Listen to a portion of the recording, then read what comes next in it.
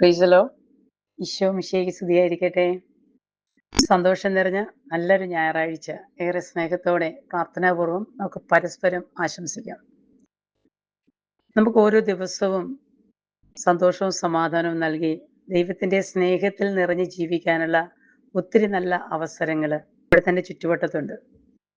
ഇന്ന് നമ്മൾ തിരുവചനത്തെ നോക്കുമ്പോൾ വിശുദ്ധ മർക്കൂസിന്റെ സുവിശേഷം 14-ാം അധ്യായം 22-ാമത്തെ തിരുവചനത്തില് അവൻ ഭക്ഷിച്ചു കൊണ്ടിരുന്നപ്പോൾ യേശു അപ്പം എടുത്ത് ആശീർവദിച്ച് മുറിച്ച് അവർക്ക് നൽകിക്കൊണ്ട് അരുളി ചെയ്തു, ഇത് സ്വീകരിക്കുവിൻ, ഇത് എൻ്റെ ശരീരമാണ്.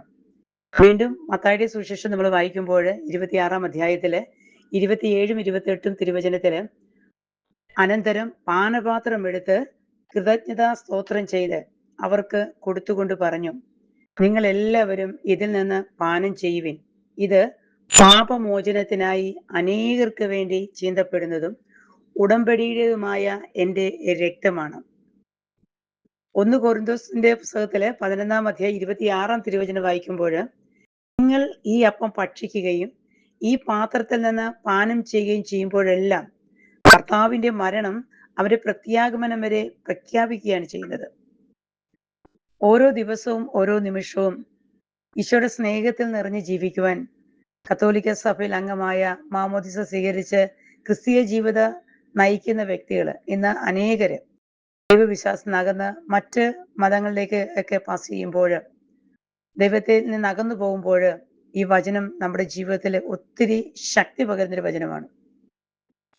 എൻ്റെ വ്യക്തിപരമായ ജീവിതത്തിൽ ഈ ഈശോയുടെ തിരുശരീരവും തിരുരക്തമാണ് ഓരോ ദിവസവും ഓരോ നിമിഷവും എനിക്ക് തരുന്ന ഊർജം. ഓരോ പ്രഭാതത്തിലും അർപ്പിക്കുന്ന പരിശുദ്ധ കുർബാനയുടെ പരിശുദ്ധ ശക്തിയോട് ചേർന്ന് പ്രാർത്ഥിക്കാമെന്ന് പറയുമ്പോൾ ഓരോ പ്രഭാതത്തിലും അർപ്പിക്കുന്ന പരിശുദ്ധ ബലിയിലെ പങ്കാളിയായി അതിൻ്റെ മഹത്വം മനസ്സിലാക്കിയത് കൊണ്ടാണ്.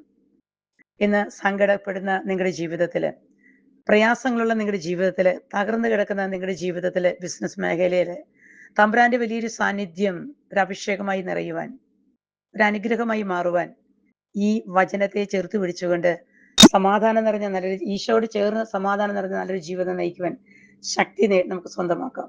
ഇത് കത്തോലിക്ക സഭയിൽ അംഗമാകാതെ പ്രാർത്ഥന വിശ്വാസത്തിന്റെ നിറവിൽ വിശ്വാസത്തിന്റെ കണ്ണുകൊണ്ട് കണ്ട് പ്രാർത്ഥിക്കുന്ന മക്കൾക്ക് നിങ്ങൾ വിശ്വാസത്തോട് പ്രാർത്ഥിച്ചാല് ഈശോയുടെ സജീവമായ സാന്നിധ്യം നിങ്ങൾക്ക് അനുഭവിക്കാൻ പറ്റും.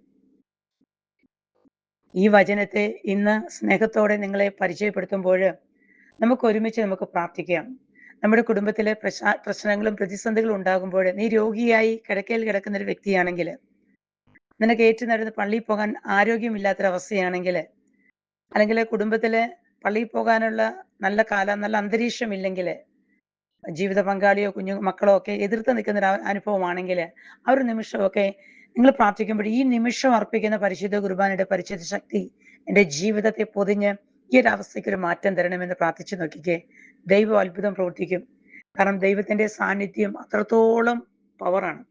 നമുക്ക് ഇങ്ങനെ പ്രാർത്ഥിക്കാം. ദൈവകാരുണ്യത്തിലുള്ള ഈ വചനത്തെ ചേർത്ത് പിടിച്ച് നമ്മൾ പ്രാർത്ഥിച്ചുകൊണ്ട് നമുക്ക് പ്രാർത്ഥിക്കാം.